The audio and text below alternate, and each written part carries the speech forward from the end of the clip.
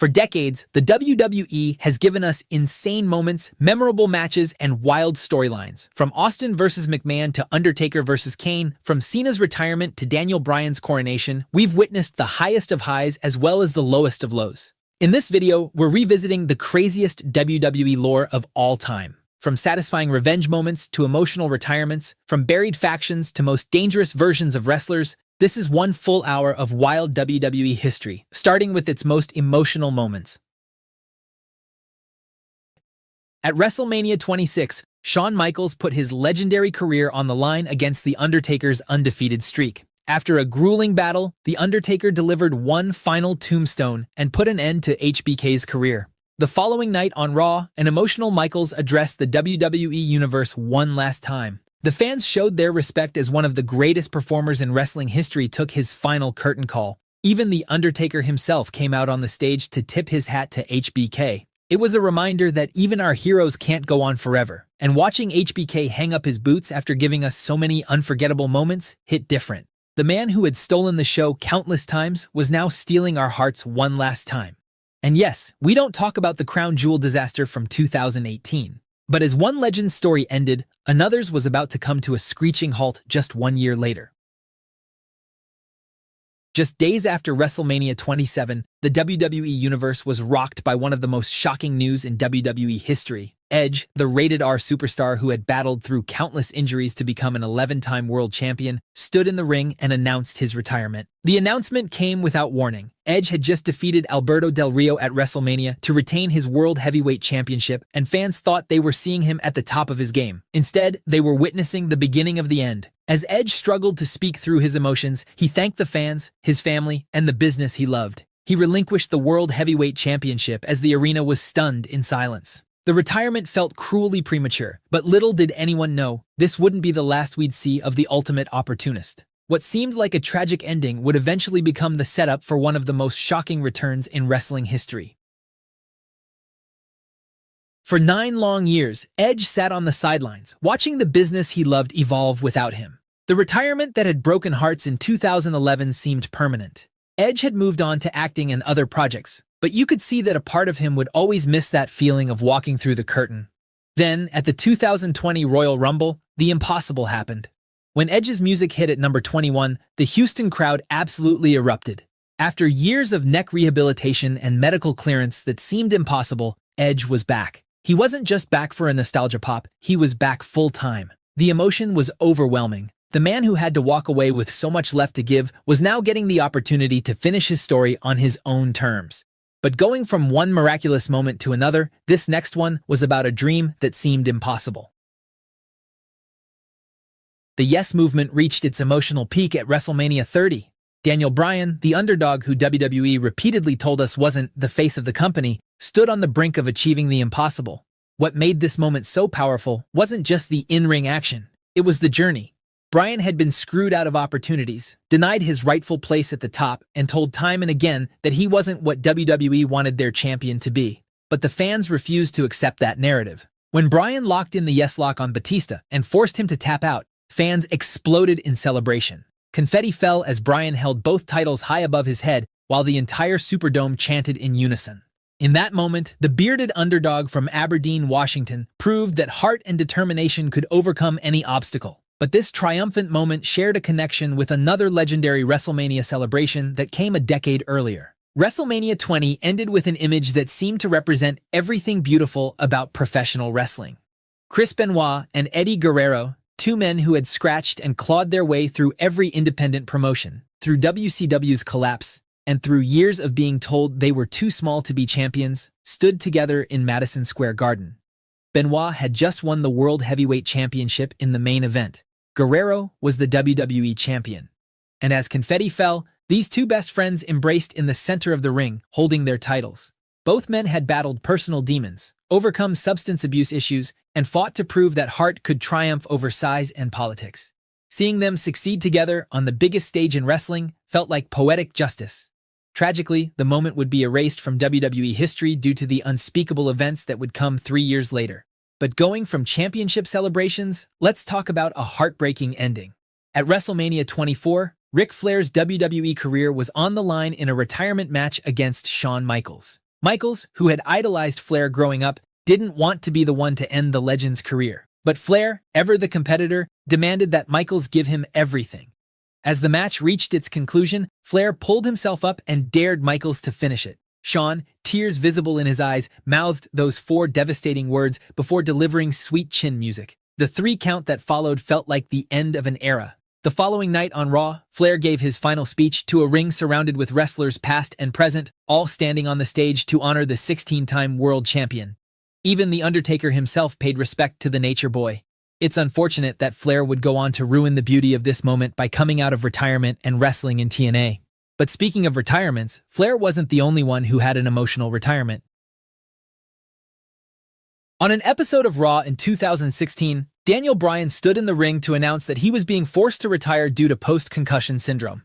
Just 2 years after Bryan's fairytale WrestleMania 30 victory, the Yes Movement came to a devastating halt. Bryan was only 34 years old, still in what should have been his prime. He'd already been stripped of the championship he worked so hard to win due to neck injuries, underwent surgery, and fought his way back, only to be told that continuing to wrestle could have life-threatening consequences. But Bryan's story didn't have a sad ending. The leader of the Yes Movement would make his return to in-ring action at WrestleMania 34 and go on to become multi-time world champion before hanging up his boots on his own terms in AEW. For 11 years, Kofi Kingston had been one of WWE's most consistent performers, but he was always seen as a mid-card guy, a tag team specialist, someone who would never get that one shot at the main event. Then, in early 2019, everything changed. A last-minute replacement in the Elimination Chamber led to an incredible performance that ignited something special. The WWE Universe began to believe, and more importantly, so did Kofi. What followed was an emotional roller coaster called Kofi Mania. Week after week, Kofi overcame increasingly impossible challenges, giving us a story about brotherhood, loyalty, and refusing to give up on your dreams, no matter how long it takes. At WrestleMania 35, with his family watching from ringside and his New Day brothers cheering him on, Kofi Kingston defeated Daniel Bryan to become WWE champion. Kofi proved that it's never too late, that persistence pays off, and that believing in yourself can change everything. However, not all emotional moments come from triumph or retirements. Sometimes, the most devastating moments come from betrayal.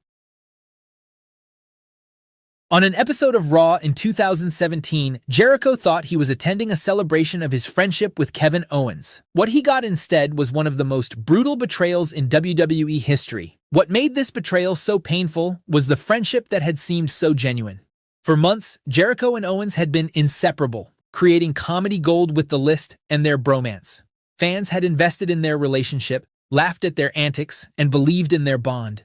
Seeing it destroyed so callously by Owens, with Jericho's unconscious body lying in the wreckage of his celebration, hit harder than any heel turn. But while that betrayal broke our hearts, this next moment will mend it right back. The relationship between Macho Man Randy Savage and Miss Elizabeth was one of wrestling's greatest love stories. After losing a retirement match to the Ultimate Warrior, Savage was being viciously attacked by Sensational Sherry. But then, Miss Elizabeth ran to the ring to protect the man she'd once managed. Elizabeth pushed Sherry away and shielded Savage, who was battered and broken both physically and emotionally. When Savage finally realized who had saved him, the arena fell silent.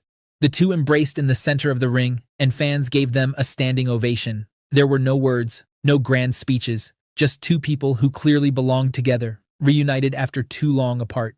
Savage hoisted Elizabeth onto his shoulder as the crowd chanted their approval. However, not every story has a happy ending in the WWE. For months, CM Punk had antagonized Jeff Hardy about his past struggles, while fans kept showing their support for the charismatic Enigma. But on an episode of SmackDown, Punk defeated Jeff in a loser leaves WWE steel cage match, and Hardy's WWE career came to a sudden end. Fans were shocked in silence. Jeff sat in the ring devastated. This wasn't just a storyline loss. Jeff's contract was legitimately up, and he was leaving WWE in his prime. Watching him walk up that ramp for what everyone thought might be the last time was watching a piece of our childhood leave with him. But as painful as departures can be, nothing in wrestling prepares you for the moments when tragedy strikes without warning. May 23, 1999, a date that will forever live in infamy in wrestling history. During the Over the Edge pay-per-view in Kansas City, Owen Hart was being lowered from the rafters for his entrance. But something went catastrophically wrong with the harness mechanism. Owen fell approximately 78 feet, landing chest first on the top rope before hitting the ring. The arena fell into confused silence. Many fans initially thought it was part of the show, but as medical personnel rushed the ring and the severity became apparent, the horrible reality set in. Jim Ross had to inform the audience that Owen Hart had died. Wrestling had lost one of its genuinely good people, and the industry would never forget the night that exposed the harsh reality of pro wrestling. Tragically, Owen's death wasn't the only loss that would devastate the wrestling world. On November 13, 2005, Eddie Guerrero was found unresponsive in his hotel room. Eddie had overcome addiction, rebuilt his life, won the WWE Championship, and become one of the most beloved performers in the business. He was a family man, a mentor, and living proof that people could change their lives. And then, suddenly, he was gone. During WWE's tribute show for Eddie, wrestlers who had worked with him for years broke down on camera sharing stories. Chris Benoit could barely speak through his tears. The tribute show wasn't just mourning a wrestler, it was mourning the loss of what Eddie represented to so many people. But from a loss that shook the entire wrestling world, let's talk about the day the WWE stood still. For over 2 decades, The Undertaker's undefeated streak at WrestleMania had become the most sacred thing in professional wrestling. Legends had fallen trying to end it. Each year, fans wondered if this would be the year, but the dead man always prevailed, until WrestleMania 30. When Brock Lesnar hit the third F5 and pinned The Undertaker, the Mercedes-Benz Superdome went completely silent. Fans sat in stunned disbelief, mouths hanging open, some crying, others just staring blankly. The wrestling world spent days trying to process what had happened. Some called it a brilliant shock, others called it a mistake that should never have been made. The image of the dead man, the most supernatural character in WWE history, looking mortal and broken, was almost too much to bear. Watching it end felt like watching our childhood die. And speaking of the end of our childhood, John Cena's retirement marked the true end of an era. Cena was the role model for kids who grew up watching him overcome the odds. When the 17-time world champion finally hung up his boots in 2025, it was the closing chapter of an entire generation. The superhero had finally laid down his guard. The champ had taken his final bow. The man who carried WWE during the PG era and gave us countless memorable moments saluted the fans one last time and walked back through the curtain. But while these moments were emotional, there's nothing as satisfying in wrestling than watching your favorite wrestler get revenge on their ops. Up next, let's revisit the best karma and revenge moments in WWE. Starting with the time Seth Rollins got a taste of his own medicine. June 2, 2014 was the night that changed modern wrestling history when Seth Rollins turned on the Shield and attacked Roman Reigns and Dean Ambrose with a steel chair. The trio had just defeated Evolution at Payback, and fans thought the Shield was stronger than ever. But Triple H had a plan B. Tonight, Plan B. And that plan involved Rollins selling out his brothers to join the Authority. Nobody watching knew what to think as Rollins blindsided Reigns with that chair shot while Ambrose looked on in absolute horror. For over a decade, this moment haunted the relationship between Rollins and Reigns. At the 2022 Royal Rumble, Rollins used the Shield entrance to play mind games with Reigns.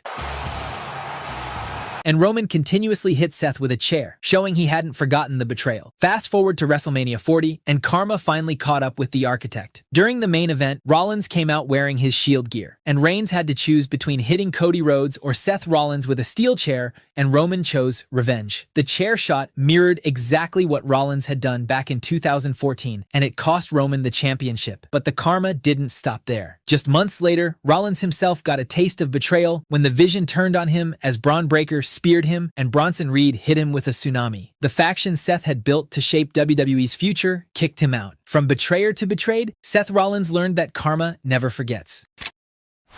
But speaking of karma, how about the ultimate opportunist getting a taste of his own medicine?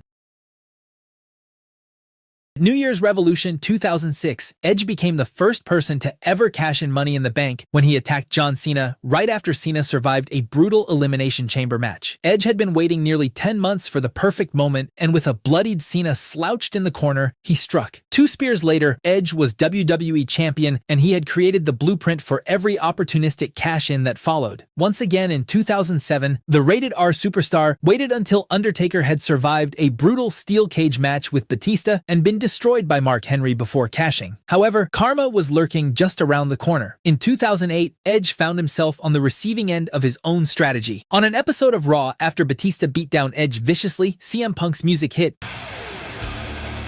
and he rushed to the ring with a referee. The crowd went crazy as Punk cashed in his Money in the Bank contract, hit Edge with the go to sleep, and pinned him to become World Heavyweight Champion. Punk had given Edge a taste of his own medicine, and the man who perfected the opportunistic cash-in became a victim of it himself. However, this story gets even better as CM Punk got hit with the ultimate karma bomb himself. At Extreme Rules 2009, Punk cashed in his second Money in the Bank contract on Jeff Hardy immediately after Hardy won the World Heavyweight Championship in a ladder match against Edge. Hardy was a massive fan favorite, and when Punk cashed in, fans were shocked and heartbroken. This moment turned Punk heel and sparked one of the best feuds of 2009. Punk would go on to dominate SmackDown and even drove Jeff out of the company during this feud. But karma has a long memory, and 16 years later, it came for the best in the world. At SummerSlam 2025, CM Punk defeated Gunther in a brutal war to win the World Heavyweight Championship for the first time in over 12 years. The emotion was real. The celebration was glorious, and Punk finally had his moment. But then Seth Rollins' music hit. Rollins appeared on crutches with Paul Heyman carrying the Money in the Bank briefcase, but it was all a setup. Rollins threw away the crutches, tore off the knee brace, and cashed in on Punk. Rollins hit Punk with the briefcase, delivered a stomp, and pinned him to become the new World Heavyweight Champion just minutes after Punk's victory. Punk's championship reign lasted only a few minutes. From cashing in on Jeff Hardy in 2009 to getting cashed in on by Seth Rollins in 2025, CM Punk finally experienced what it felt like to have your moment stolen from you in an instant. But if you think Punk's karma was brutal, wait until you hear what happened to John Cena. At Elimination Chamber 2025, after 22 years as WWE's ultimate good guy, John Cena finally turned heel by brutally attacking Cody Rhodes. Cena gave Rhodes a low blow, hit him with brass knuckles, then attacked him with the championship belt, leaving Cody busted open. For months, Cena played the ultimate villain, aligning himself with The Rock and beating down the American Nightmare. But karma works in mysterious ways, and even Cena couldn't see it coming. Fast forward to Survivor Series 2025, and Cena was defending the Intercontinental Championship against Dominic Mysterio. The match was brutal, with interference from Judgment Day members trying to help Dom win. But then Liv Morgan's music hit.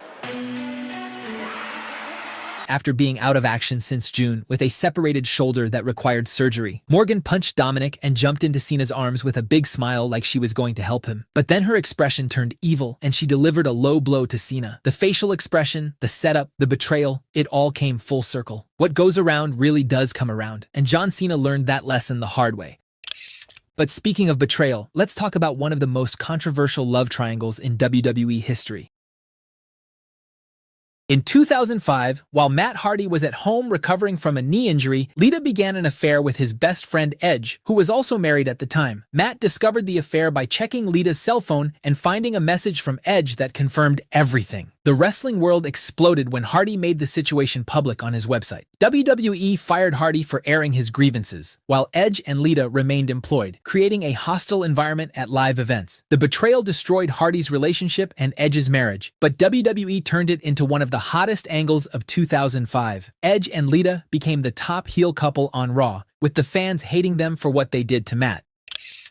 But karma doesn't forget, and Lita was about to learn that the hard way. After Edge lost his feud with Cena in 2006, he and Lita just drifted apart with little explanation, and their relationship ended soon after. The man she left Matt Hardy for ended up leaving her behind. But the karma wasn't done yet. Lita dated CM Punk from 2009 to 2010, and then again from late 2012 to September 2013. But according to rumors, Punk ended up cheating on Lita by dating AJ Lee while they were trying to work things out. The woman who cheated on Matt Hardy with Edge got cheated on herself. Her last known relationship was over a decade ago with CM Punk, and unlike Hardy and Edge who found their partners, Lita hasn't married nor had kids. From breaking hearts to having her own heart broken, Lita experienced the full circle of karma.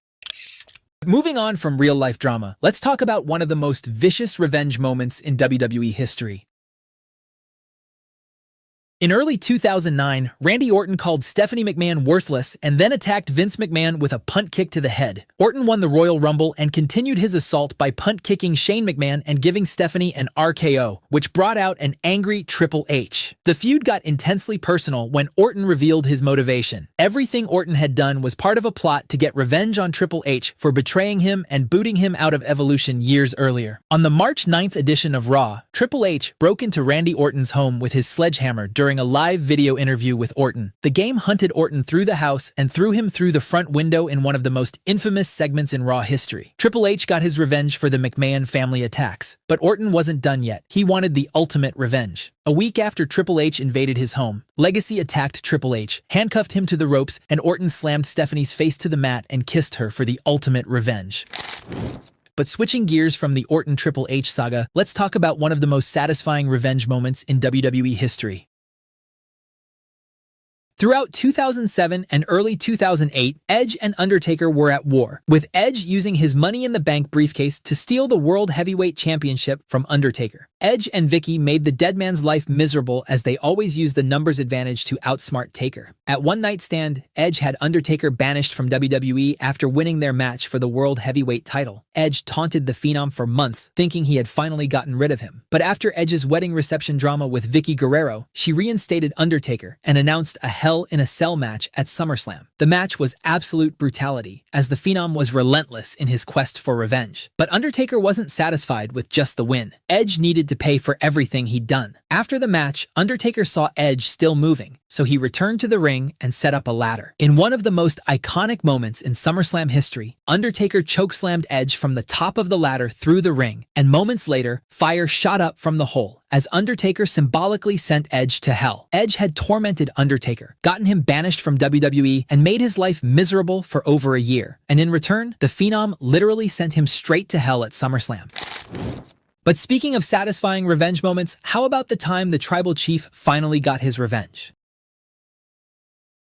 At WrestleMania 41, Paul Heyman stood in CM Punk's corner for the triple threat match against Roman Reigns and Seth Rollins. But in the closing moments, Heyman did the unthinkable. Heyman first handed a chair to Punk, but then hit him with a low blow before seemingly aligning with Reigns. As Reigns was about to hit Rollins with the chair, Heyman delivered a low blow to Reigns as well and handed the chair to Rollins. Rollins hit Reigns in the back with the chair and delivered a curb stomp to win the match, with Heyman turning heel and aligning with the Visionary. Heyman had turned his back on his Tribal Chief and dissolved their relationship of 5 years. But Roman Reigns doesn't forgive, and he certainly doesn't forget. Fast forward to Clash in Paris 2025, and karma finally caught up with the wise men. After Roman Reigns beat down Bronson Reed, Paul Heyman nervously praised Reigns and asked for forgiveness. But the Tribal Chief wasn't interested in forgiveness. He locked in a guillotine choke on Heyman as the French crowd went crazy. From wiseman to victim, Heyman learned that you can't betray the Tribal Chief and expect to walk away unscathed.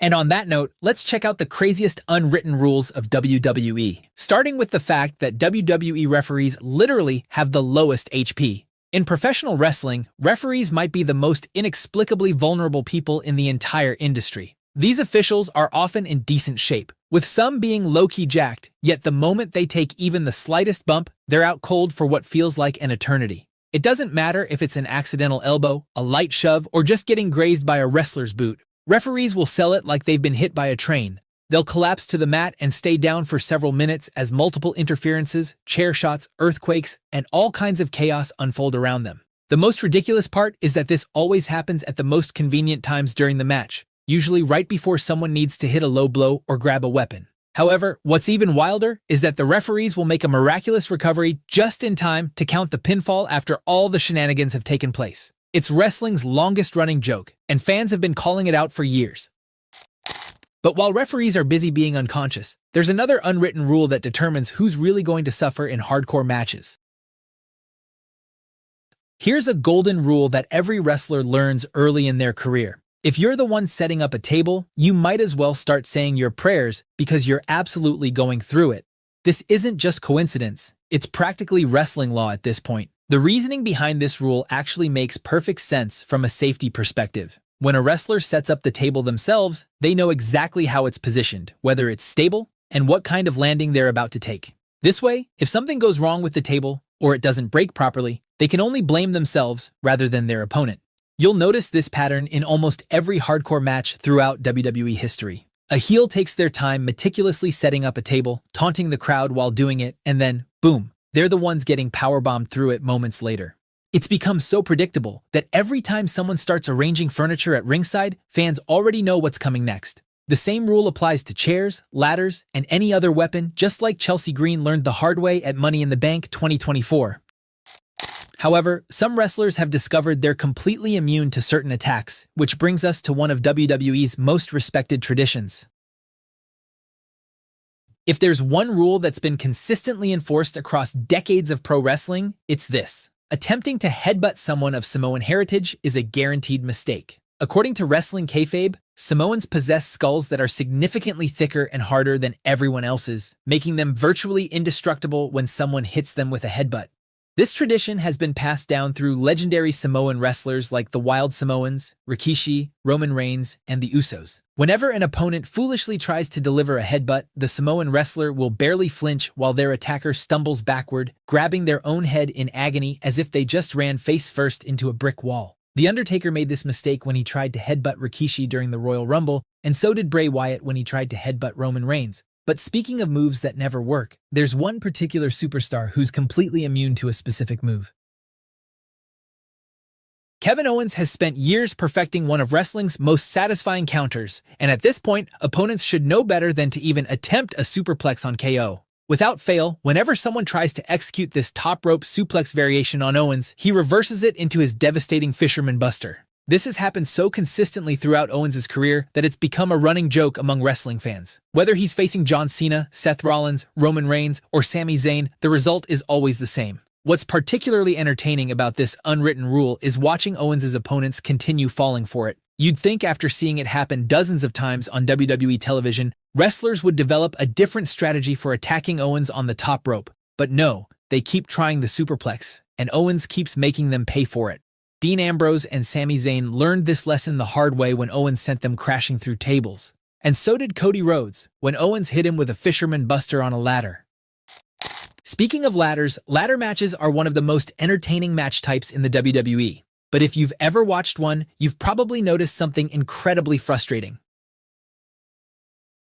Nobody ever just rushes up the ladder and grabs the prize. Instead, wrestlers climb at the speed of a turtle, pausing dramatically on every rung while their opponents take forever to recover. This unwritten rule exists purely for entertainment purposes. If wrestlers actually sprinted up ladders the moment they got the chance, ladder matches would end in 30 seconds, and there'd be no time for all those spectacular high-risk moves and crazy spots that fans pay to see. So instead, we get wrestlers climbing halfway up, stopping to look around at the crowd, maybe flexing a bit, and then waiting patiently for their opponent to recover and knock them off. The most maddening examples happen in Money in the Bank matches, where 8 wrestlers are involved. Someone will start climbing, get 3/4 of the way up, have their hand literally inches from the briefcase, and then they'll hang there frozen like a video game character that's glitched out. What's particularly hilarious is when a wrestler finally reaches the top and starts fumbling with the hook, as if they've never unhooked anything in their lives. But at least the competitors in a ladder match are trying to win, unlike wrestlers who make this one critical mistake that costs them everything.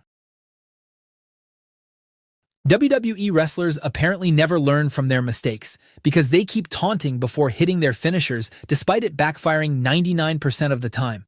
Whether it's Randy Orton pounding the mat for the RKO, Shawn Michaels tuning up the band for sweet chin music, or Drew McIntyre counting down for the Claymore kick, the message is clear. If you showboat before hitting your finisher, you're getting countered. The logic behind this rule actually makes sense, because when you spend 5 seconds doing a dramatic gesture, you're literally telling your opponent exactly what move is coming next and giving them precious time to prepare a counter. It's the wrestling equivalent of announcing your chess move 3 turns in advance. John Cena's attitude adjustment often gets countered when he announces its arrival with the 5-knuckle shuffle. AJ Styles' phenomenal forearm has been reversed countless times because he takes so long setting up in the corner before springboarding. Even legends like The Undertaker occasionally paid the price for taking too much time doing the cutthroat gesture before attempting the tombstone. The most effective finishers in WWE history have always been those hit completely out of nowhere, like a sudden RKO by Orton, a surprise stunner from Austin, or an unexpected spear from Edge. But moving on from finishers, let's discuss the tragedy of the Spanish announce table. If you've watched WWE for any length of time, you've noticed a peculiar pattern. Whenever an announce table is destined to be destroyed during a match, it's always the Spanish table that gets obliterated first. The main English announce table might eventually suffer the same fate, but it's never the first to go. But while some wrestlers are busy destroying furniture, others are using 1000 IQ to dodge high-flying moves. Samoa Joe has built a reputation for being one of wrestling's most intelligent competitors, and nowhere is that more apparent than his signature counter to high-flying offense. Unlike most wrestlers who try to catch diving opponents, Joe uses a much more effective strategy by simply walking away. No elaborate counter, no fancy reversal. Joe simply steps aside and lets his opponent crash and burn into the canvas below. It's simultaneously the most disrespectful and most logical counter in all of professional wrestling. Why should Joe waste energy performing some athletic counter or risk injury trying to catch a 200-pound human missile when he could simply take 2 steps to the left? The move requires zero effort on his part while his opponent does all the damage to themselves. At this point, any wrestler attempting a diving attack against Samoa Joe is basically asking to eat the mat. However, there's one WWE legend whose signature celebration is actually a carefully disguised trap that claimed dozens of victims. Stone Cold Steve Austin's Beer Bash celebration became one of the most iconic moments in WWE history, but there's a dark side to accepting a cold one from the Texas Rattlesnake. Over the years, countless wrestlers have fallen into this trap despite watching dozens of others make the same fatal mistake before them. Austin calls someone into the ring, tosses them a beer, and proposes what appears to be a friendly toast. The recipient, despite all logic and reason, cracks open the beer and raises it alongside Stone Cold. Then, in the blink of an eye, Austin kicks them in the gut and delivers a stone-cold stunner as the victim crashes to the mat. This has happened literally hundreds of times over multiple decades, yet wrestlers continue accepting Austin's beer offerings as if they've never watched WWE before. But if you ever find yourself in a WWE ring and Austin offers you a Steve Weiser, maybe just politely decline and save yourself the embarrassment. Speaking of predictable outcomes, there's one golden unwritten rule that determines match results before they even happen. Perhaps the most predictable booking pattern in all of WWE is this simple formula. Whoever stands tall on the final show before a pay-per-view is almost guaranteed to lose when it actually matters. It's become so consistent over the years that hardcore fans now use the go-home show results to accurately predict pay-per-view outcomes days in advance.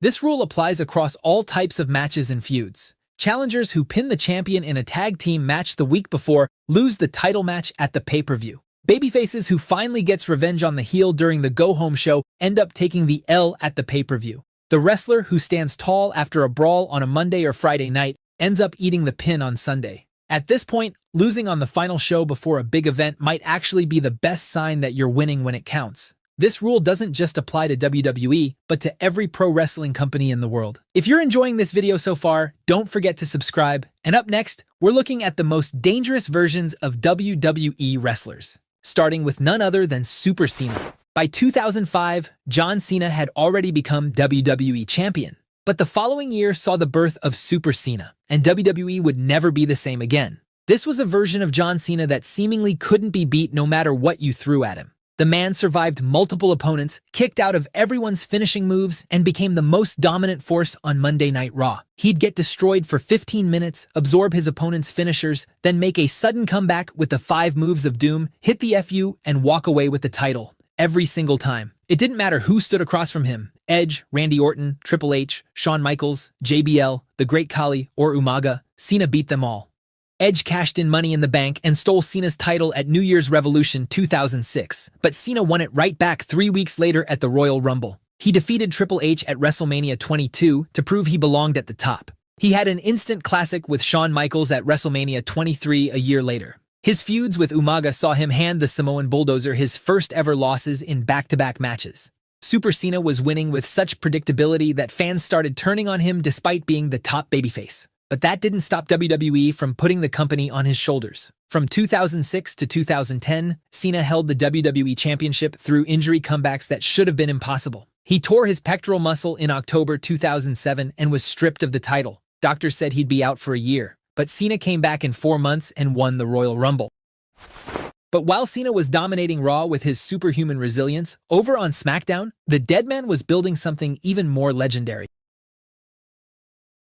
The Undertaker had been winning at WrestleMania since 1991, but after 2005, the streak became WWE's most sacred accomplishment.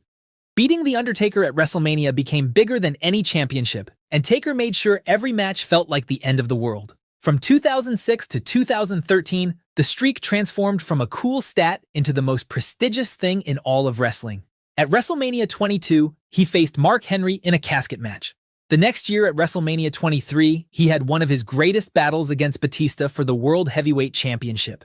At Mania 24, the Dead Man added Edge to his collection of victims. But then came the legendary 4-year run with Shawn Michaels and Triple H from Mania 25 to 28. WrestleMania 25 and 26 saw Taker go to war with Mr. WrestleMania himself. Both matches are considered all-time classics, with near falls that had fans believing the streak might actually end. Michaels put his career on the line in their rematch and lost, retiring from wrestling after failing to conquer the Dead Man. Then Triple H stepped up for 2 consecutive years. Their Hell in a Cell match at WrestleMania 28 was an absolute war, but even the game couldn't put an end to the streak. CM Punk became the last victim of the streak at WrestleMania 29, putting on another instant classic but failing to conquer the Dead. No matter who stood in front of the streak, everyone fell. The streak wasn't just about winning, it was about the aura, the entrance, the near falls that made you believe it could end at any moment. Undertaker turned WrestleMania into his personal graveyard, and the streak claimed 21 souls before Brock Lesnar finally shocked the world at WrestleMania 30. But during those peak years from 2006 to 2013, the streak was untouchable. But speaking of the streak, let's talk about one of Taker's most iconic rivals who dominated the blue brand like nobody else. Batista won the 2005 Royal Rumble, and at WrestleMania 21, he defeated Triple H to win his first World Heavyweight Championship. What followed was one of the most dominant championship reigns in WWE history. Prime Batista looked like a superhero came to life with his iconic entrance and unmatchable power. He held that World Heavyweight Championship for 282 days and ran through everyone on the SmackDown roster. Triple H tried getting his revenge at Backlash and Vengeance, but Batista beat him every time. He became the first person to ever pin Triple H in a Hell in a Cell match. Batista defended against JBL, survived Eddie Guerrero's mind games, and battled everyone from the Great Khali to Mark Henry. But his greatest rivalry came in 2007 against The Undertaker. They had last man standing matches, steel cage matches, Hell in a Cell battles, and beat the hell out of each other for months. Batista wasn't afraid of anyone. He was the only guy on the roster dominant enough to beat both Taker and Cena clean during this time. Prime Batista was a legitimate monster, and everything about him screamed main eventer. But moving from one unstoppable force to another, let's talk about the most polarizing period in Raw's history.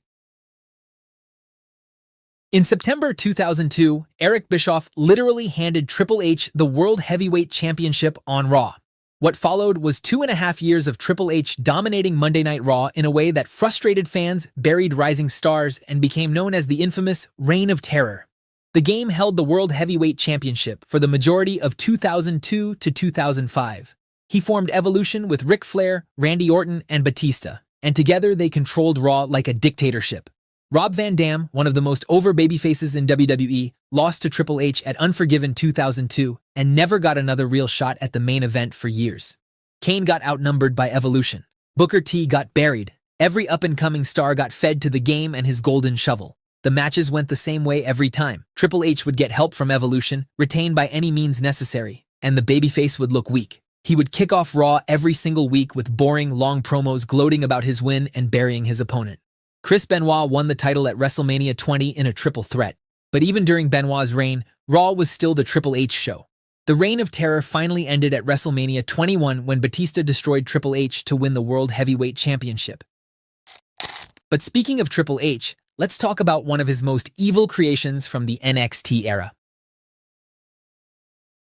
Tommaso Ciampa and Johnny Gargano were best friends and one of the most beloved tag teams in NXT history. But then in 2017, Ciampa turned on Gargano and became the most hated man in NXT history. Blackheart Ciampa was pure menace. No entrance music, no Titantron. Just Ciampa walking through the crowd in silence while fans booed him out of the building. He embraced being the most despised man in NXT and turned it into art. The feud between Ciampa and Gargano produced 3 consecutive 5-star classics. Then Ciampa won the NXT Championship and destroyed everyone's favorite wrestlers, held the title hostage, and made fans genuinely hate him in a way that felt real. The feud between Ciampa and Gargano is considered one of the greatest feuds in NXT history, and Ciampa's heel turn created one of wrestling's most hated and most indestructible heels. But speaking of dominant NXT runs, there's one undefeated streak that stands above all others in modern wrestling. Asuka made her NXT debut in October 2015 and didn't lose a single match for over 900 days. This was over 2.5 years of complete dominance. Within just 6 months of her debut, she defeated Bayley to win the NXT Women's Championship, and her reign lasted over 500 days. Mickie James, Billie Kay, Peyton Royce, Nikki Cross, Ruby Riott, Ember Moon. It didn't matter who stepped in front of the Empress, she conquered everyone. The Asuka lock made everyone tap. Nobody kicked out of her strikes. She dominated NXT like nobody else, and when she moved on to the main roster, the streak continued till WrestleMania 34 when Charlotte Flair made her tap. But even in defeat, Asuka had cemented herself as one of the most dominant forces WWE had ever seen. Nobody was ready for Asuka, and she was truly unstoppable. But shifting gears from prime Asuka's dominance, let's talk about one of the most legitimate tough guys in wrestling history. When Samoa Joe debuted in TNA in 2005, he walked in as the Samoan submission machine and immediately started destroying everyone. For 18 months, Joe didn't lose a single match by pinfall or submission, and his undefeated streak became one of the most dominant runs in wrestling history. He won the X Division title, put on classics against names like AJ Styles and Christopher Daniels, and everyone from Styles, Daniels, Jeff Jarrett, Sting, and Scott Steiner faced the wrath of the Destroyer. The Coquina Clutch was terrifying, and Joe moved like someone half his size but hit his opponents like a truck. His streak finally ended in November 2006 when Kurt Angle debuted in TNA and made Joe submit to the ankle lock at Genesis. But that loss didn't hurt Joe, it elevated him.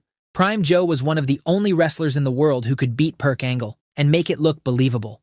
Joe eventually won the TNA World Heavyweight Championship in 2008, but it was that 2005 to 2007 period where Prime Samoa Joe was genuinely one of the best wrestlers on the planet.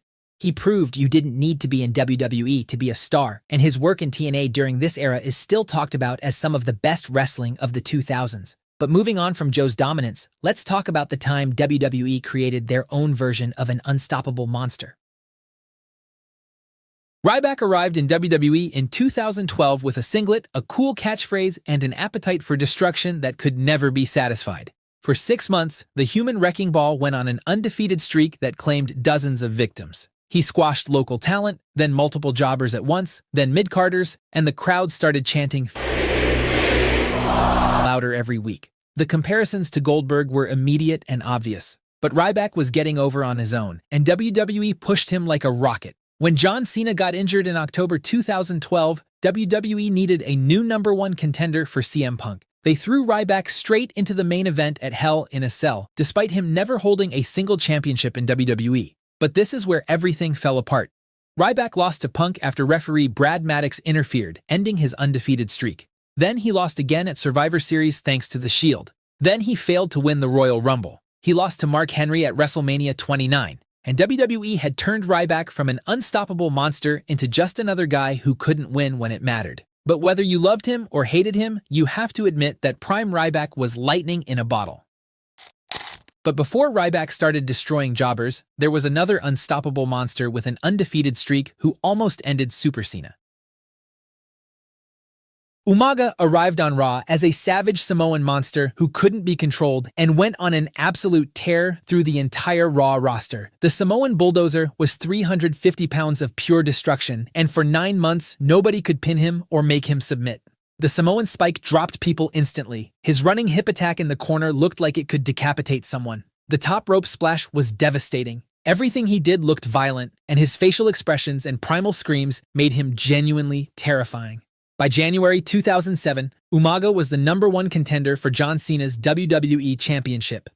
At New Year's Revolution, Cena retained with a surprise roll-up pin, ending Umaga's undefeated streak at 9 months. But their feud wasn't over. At Royal Rumble 2007, they had a last-man-standing match that's considered one of the best in WWE history. Prime Umaga from 2006 to 2007 was one of the most believable monster heels WWE ever created. He was scary, he was dominant, and he made Super Cena actually look vulnerable, something very few wrestlers could do during that era. And speaking of Cena, the way WWE handled Cena's retirement tour was largely criticized. So up next, let's look at the best versus worst wrestling retirements of all time.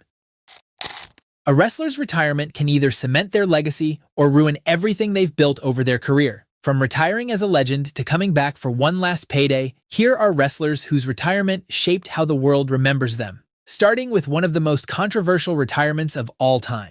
Shawn Michaels had what many consider the perfect retirement at WrestleMania 26. After losing a classic match to The Undertaker at WrestleMania 25, Michaels became obsessed with getting a rematch. He eventually put his career on the line for another shot at breaking The Undertaker's undefeated streak. On March 28, 2010, in front of over 70,000 fans, Michaels lost the match and gave an emotional farewell speech on Raw the following night. It was the perfect ending to a legendary career. But then came the Saudi paycheck, and Michaels broke his retirement to team with Triple H against The Undertaker and Kane at Crown Jewel. The match was poorly received by fans and critics alike, with many calling it a stain on the legacies of everyone involved. Even Michaels himself later admitted he regretted the decision, but the damage was already done. While Michaels still considers WrestleMania 26 his true retirement and has repeatedly stated he won't return to the ring again, the fact remains that he came back for what many saw as nothing more than a Saudi paycheck. But while Shawn Michaels stumbled at the finish line, Sting proved that sometimes you get a second chance to retire the right way. After a legendary career spanning decades in WCW and TNA, Sting finally signed with WWE in 2014. His first match came at WrestleMania 31 against Triple H that featured interference from both D-Generation X and the NWO. Sting lost the match, but then at Night of Champions, Sting challenged Seth Rollins for the WWE World Heavyweight Championship. During the match, Rollins delivered a buckle bomb that sent Sting crashing into the turnbuckle, damaged his spine, and required surgery. His WWE run ended with 0 wins in pay-per-view singles matches and a potential career-ending injury. That could have been the end of the story, a disappointing and anticlimactic finish for one of wrestling's biggest icons. But fate had other plans for the icon. After his WWE contract expired in 2020, he shocked the world by debuting in All Elite Wrestling at Winter is Coming. What followed was nothing short of magical. Sting teamed with Darby Allin and went undefeated in AEW, racking up win after win and proving he could still go at the highest level.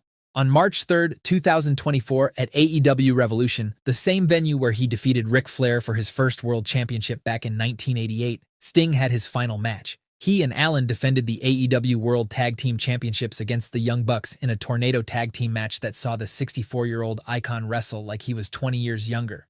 Sting and Allin won the match, and Sting retired in AEW as champion. The crowd gave him a standing ovation, and the Stinger cemented his legacy as a true icon. Sting has made occasional appearances since then, but hasn't wrestled another match. He didn't overstay his welcome and went out on his own terms as a champion and a badass. But while Sting got his redemption arc, Ric Flair is out here trying to set the record for the most number of retirements a wrestler can have.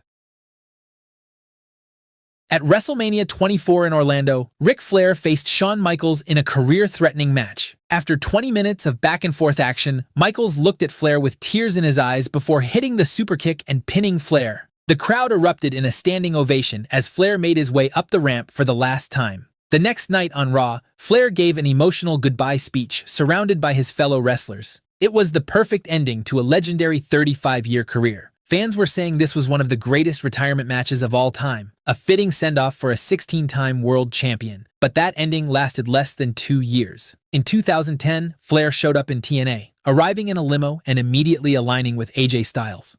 Financial problems had driven him back to the ring, and what followed was a forgettable chapter in his career. He wrestled from 2010 to 2011 in TNA, suffering various injuries including a torn rotator cuff and a torn triceps. In 2016, Flair admitted that continuing to wrestle in TNA was the #1 regret of his career. Most people thought that was finally it. Flair had learned his lesson and would stay retired. But fast forward to 2022, at 73 years old, Ric Flair returned to the ring one more time for an event literally called Ric Flair's Last Match. He teamed with his son-in-law, Andrade, to face Jeff Jarrett and Jay Lethal, and the match was a disaster. Flair looked his age and passed out multiple times during the bout. In 2024, Flair revealed that doctors told him he had suffered a legitimate heart attack during the match. He had passed out 3 times and nearly died in the ring in front of 7,000 fans. The Nature Boy had the perfect retirement at WrestleMania 24, one that could have sealed his legacy as the greatest of all time. Instead, he came back again and again, tarnishing that beautiful moment with every return. But while Flair's career dwindled down through repeated comebacks, The Undertaker's decline was more of a slow burn that left fans wondering when he should have stopped. The Dead Man's WrestleMania streak was the stuff of legend, 21 consecutive victories that made every match at the Showcase of the Immortals feel special. Then came WrestleMania 30 in 2014, when Brock Lesnar shocked the world by pinning The Undertaker after hitting 3 F5s. The crowd sat in stunned silence. Fans had their jaws on the floor. Nobody could believe what they had just witnessed. That loss at WrestleMania 30 could have been the perfect ending to Taker's story, but instead of retiring, WWE kept bringing Taker back. At WrestleMania 32, he faced Shane McMahon in a Hell in a Cell match that nobody really asked for. Then at WrestleMania 33, he lost to Roman Reigns in a match that was supposed to be his retirement, even leaving his coat, hat, and gloves in the ring as a symbolic goodbye. But that wasn't the end either. He returned for multiple Saudi shows, and by this point, The Undertaker was having random matches that felt unnecessary. But finally, at WrestleMania 36 in 2020, The Undertaker had his last match, a cinematic boneyard match against AJ Styles. It was filmed like a movie with dramatic lighting, motorcycle rides, and supernatural elements that played to The Undertaker's strengths without exposing his physical limitations. The match was widely praised and gave Taker the send-off he deserved. But while the boneyard match was a great way to go out, fans couldn't help but wonder what could have been if he had just stopped after losing the streak at WrestleMania 30 or after the emotional goodbye at WrestleMania 33. But while The Undertaker at least got a proper send-off and went out strong, John Cena's retirement tour became a masterclass in how WWE can fumble the departure of its biggest star. After announcing his retirement at Money in the Bank in July 2024, Cena promised fans one last year of wrestling in 2025. The year started with a shocking second-place finish in the Royal Rumble to Jey Uso. But then came the Elimination Chamber, where Cena won and earned a shot at the WWE Championship at WrestleMania. However, what happened next shocked the entire wrestling world. After the match, Cena turned on Cody Rhodes, attacking him with The Rock and Travis Scott. John Cena, the ultimate babyface, the man who represented hustle, loyalty, and respect for over 20 years, had finally turned heel. Social media exploded. The moment went viral. It was one of the most shocking moments in WWE history. The problem was, WWE had no plan beyond that one shocking moment. The Rock vanished from WWE immediately after, never appearing again during Cena's heel run. Travis Scott's involvement felt random and forced. Cena's explanation for turning heel was that he was in an abusive relationship with the fans and wanted to ruin wrestling for them by being the last real champion. It made no sense, especially when Cena was covered head to toe in merchandise advertising his retirement tour. At WrestleMania, Cena defeated Cody Rhodes to win his record-breaking 17th World Championship. The historic moment that should have been celebrated was instead tainted by Travis Scott's interference and the overall weakness of the storyline.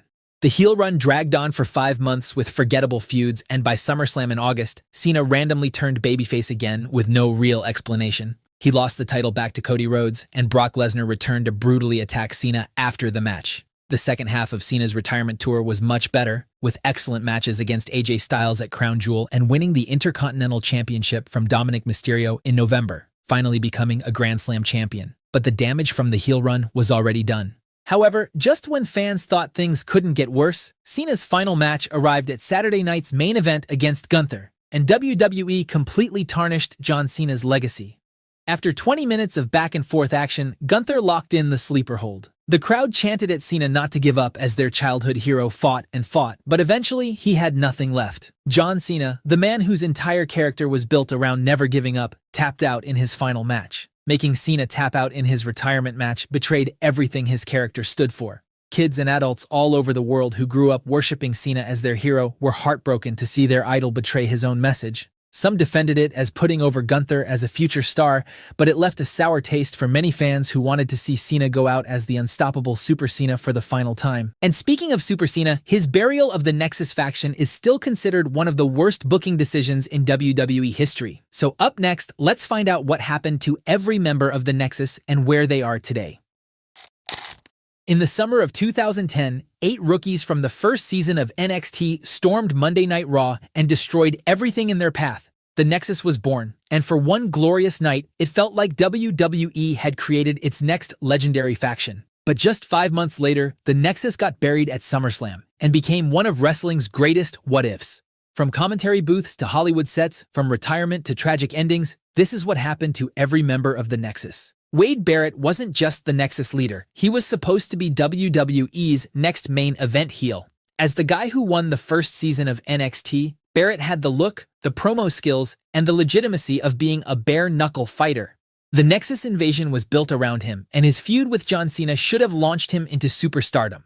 But WWE had other plans. After the Nexus disbanded, Barrett tried to recapture that magic with the core, but that faction died even faster. The company kept repackaging him. He won the Intercontinental Championship 5 times and the 2015 King of the Ring, but he was forever stuck in mid-card hell. Barrett left the company in 2016, frustrated with his booking and dealing with injuries. He took a 4-year break from wrestling entirely, working in the movie industry and just living his life away from the business. But WWE came calling again in 2020, though not for his in-ring work. He returned as a commentator for NXT and eventually got called up to the main roster. Today, Wade Barrett works as a color commentator alongside Michael Cole, and he's built a comfortable post-wrestling career. But you can't help but wonder what could have been if WWE had just pulled the trigger on him as a world champion back in 2010. But while Barrett got a second chance, this next Nexus member found success in a completely different industry. While other members got kicked out or injured, David Otunga survived every iteration of the group, from the original Nexus under Barrett to the new Nexus under CM Punk. Before WWE, Otunga graduated from Harvard Law School and worked at one of America's most prestigious law firms. He also appeared on a VH1 reality show where he finished third. That reality TV appearance caught WWE's attention, and they signed him to a developmental deal in 2008. By 2010, he was part of the first NXT season and became the runner-up, which earned him a spot in the Nexus. After the Nexus died, Otunga became a generic heel who flexed his muscles and drank protein shakes while acting as John Laurinaitis' legal advisor. What made Otunga more famous than his wrestling was his personal life. He was engaged to Oscar-winning singer Jennifer Hudson for nearly a decade, and they had a son together before splitting in 2017. WWE eventually moved Otunga to the commentary team and pre-show panels. His wrestling days ended around 2015, and by 2020, his WWE run was officially over. But unlike most wrestlers, Otunga had other options. Today, David Otunga works as an actor in Hollywood and runs a YouTube channel where he talks about his pro wrestling career.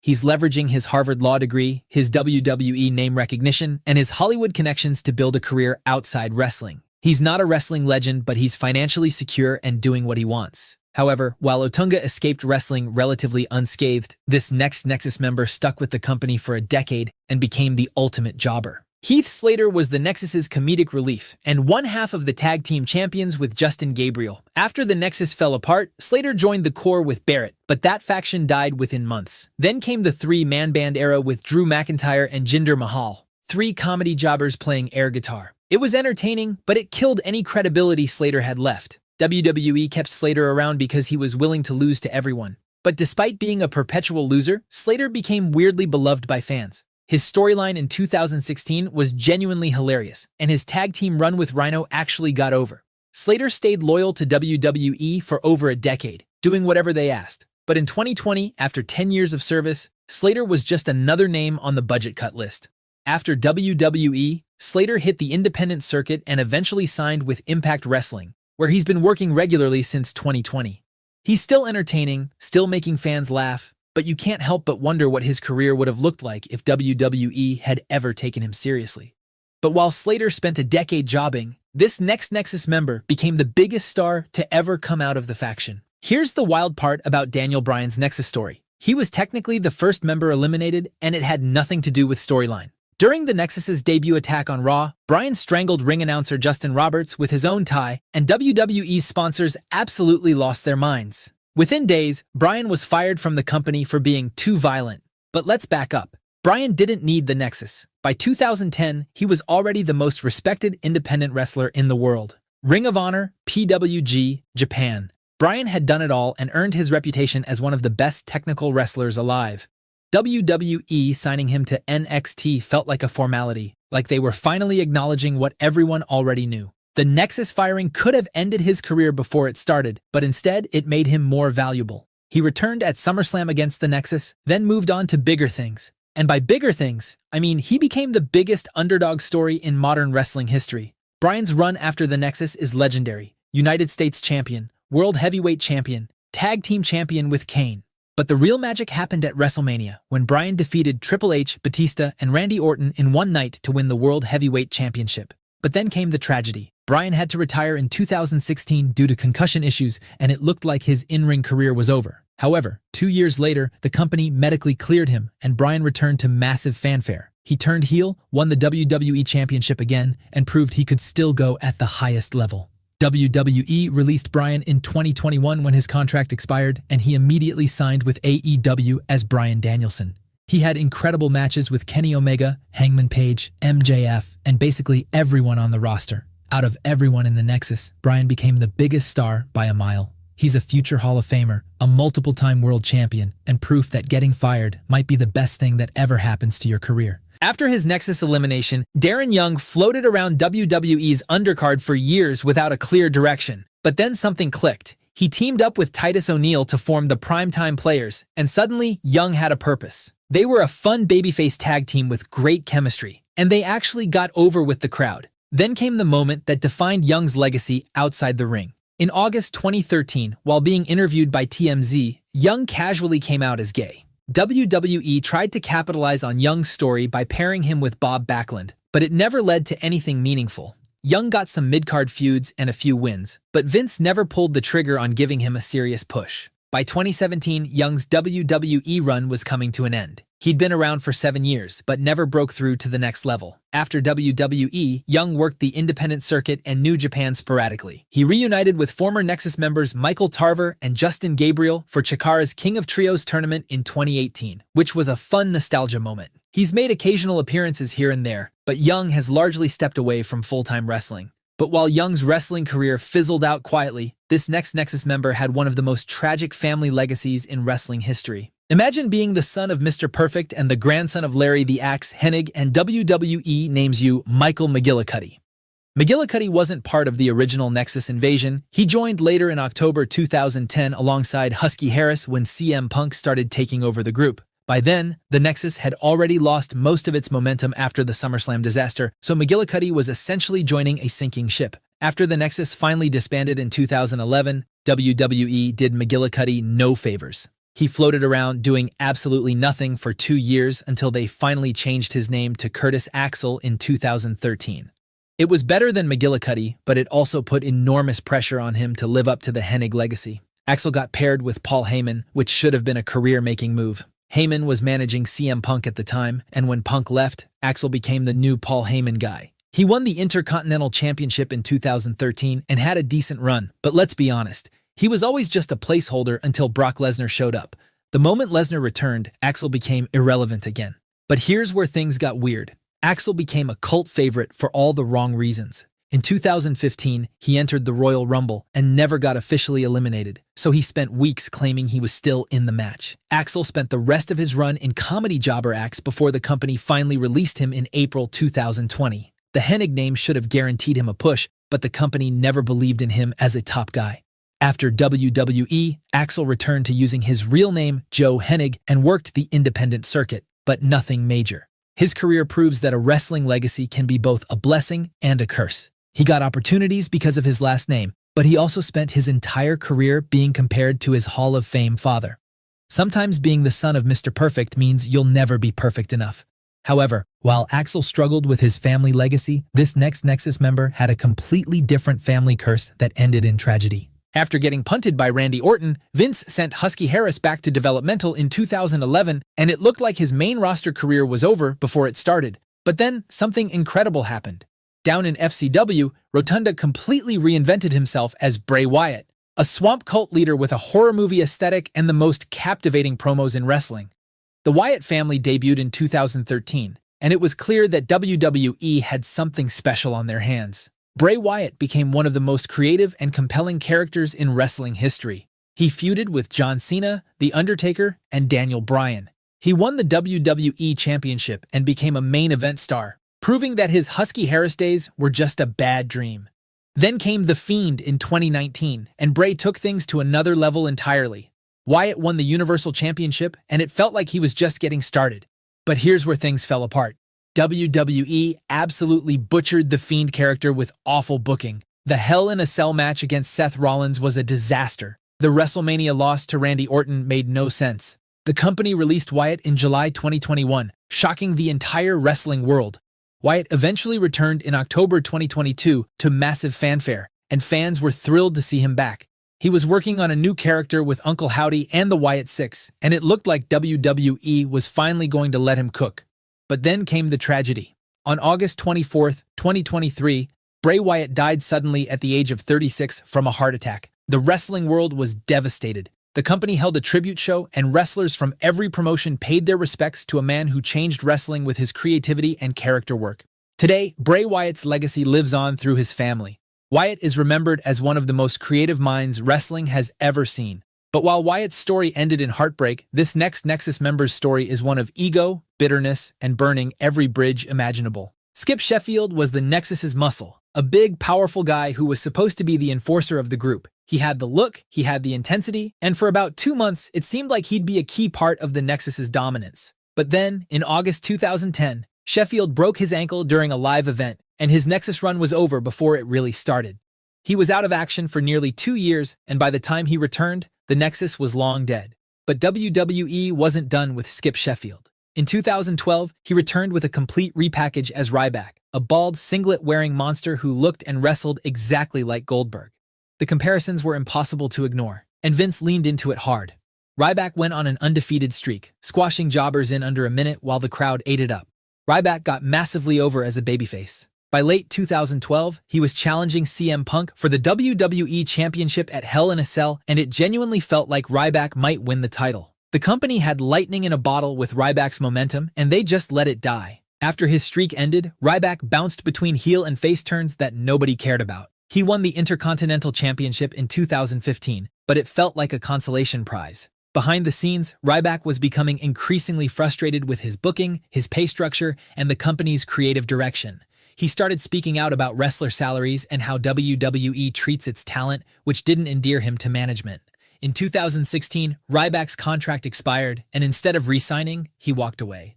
But here's the thing. Ryback didn't just leave quietly. He spent the next several years ranting on podcasts, YouTube videos, and social media about how WWE screwed him over, how John Cena buried the Nexus, how creative had no idea what they were doing. Some of his points were valid, but the constant complaining made him look bitter and difficult to work with. After WWE, Ryback worked some independent shows, but his run was short-lived.